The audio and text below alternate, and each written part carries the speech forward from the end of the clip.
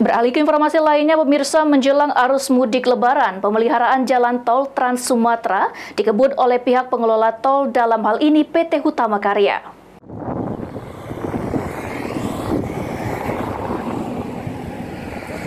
Eksekutif Vice President Sekretaris Perusahaan Hutama Karya, Cahyo Purnomo, mengatakan bahwa pemeliharaan ini terus dikebut agar segera selesai tepat waktu sebelum dimulainya momen mudik Lebaran 1445 Hijriah. Metode yang digunakan adalah metode beton rigid di tol terpeka dengan progres pengerjaan mencapai 52% dan target rampung akhir Maret ini. Sedangkan di tol Permai sendiri, berbagai pemeliharaan telah tuntas lebih awal dengan progres 100%.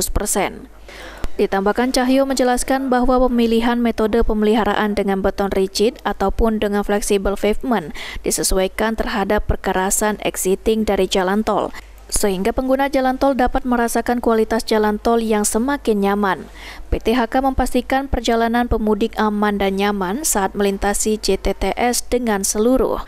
PT HK menjalani rekondisi jalan tol yang dilakukan sejak awal bulan Januari 2024 dengan seluruh pengerjaan menciptakan kondisi zero pothole atau tanpa lubang.